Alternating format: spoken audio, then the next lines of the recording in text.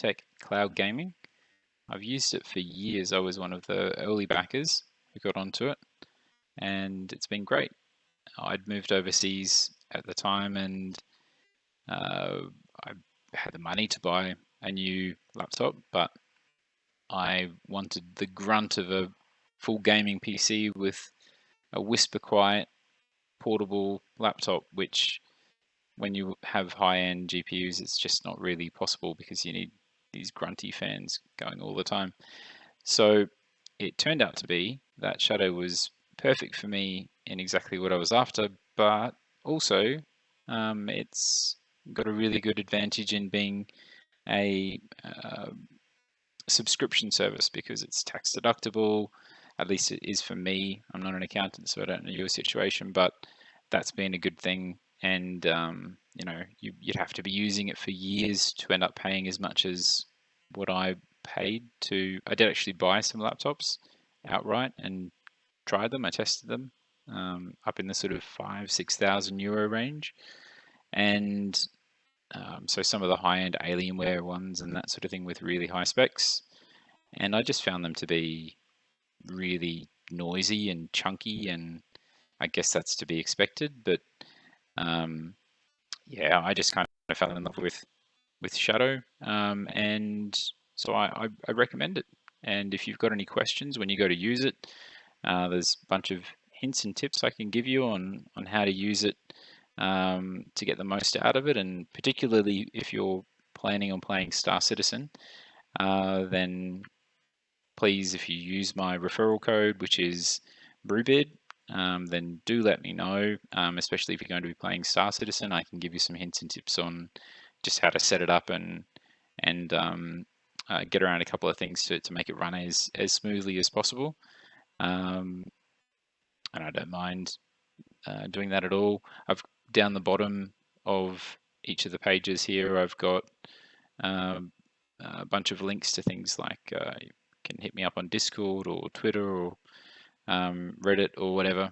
So if you've got any questions, you can drop a line here, then feel free to ask. So part of it is if you've got things you want to test, so you're wondering whether a certain program can run on Shadow. It's a full Windows 10 environment. I'm using it right now to do this video, this stream. And so you can pretty much do everything that you would want to do on a Windows 10 PC, but you've got crazy speeds and you have just really good specs for gaming as well. So you can turn any device, even your phone, into a gaming capable device that can run high-end PC games. So that's pretty amazing. The laptop that I'm running at the moment doesn't even have a GPU. It's a work laptop. So it's pretty groovy that I can play Star Citizen or anything. I can use it for anything I want because it's got that power there. So in the blog, I've just put up the website itself. So it's only got the first couple of posts there, but I'll put up things like this. So things like I've put up the 3D Mark test, and I've got a comparison there of the Shadow standard configuration. I've upgraded to the Shadow Infinite, which is something that was offered because I'm a long-term backer, I think, and they sent it out as an offer to people who had been on the platform for a long time. It's something I don't think they officially offer anymore, but I was really grateful to be given the chance to get onto it. And it's one of those things that just with the company itself, if you do just give it a go, and you'll find that it does work. And if you really stick with them and support them, you get perks like that along the way. They do look after their users, so I highly recommend checking them out. In terms of the speed, so the download speed that you get, this is a speed test that I did just earlier today. So it's about a gigabit down and 100 megabits per second up. So with that kind of speed, you can imagine that when you've got game updates or 50 gigabyte downloads for Star Citizen, it's a case of hit download and go and make yourself a cup of tea, and it's probably finished by the time you get back, rather than if you're on a whatever normal kind of internet connection, even if it's pretty good, you'd be waiting a lot longer than that for those downloads to complete. So that can be pretty handy. And the reason for that is of course because all of the processing and the connection with the internet for what you're doing with the gaming and even the browsing that I'm doing right now, that's the data center communicating out to the internet.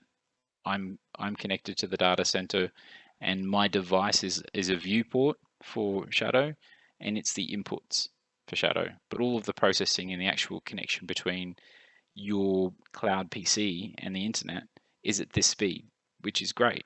So it means you can stream in high definition.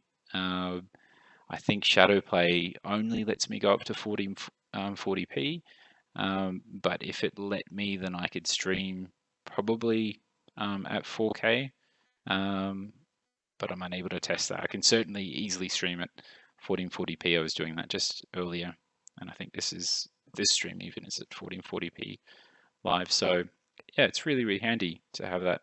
You can use it for other things too. I use it for work and for coding projects and things like that. So yeah, I highly recommend it. If you do get onto it, please use my referral code.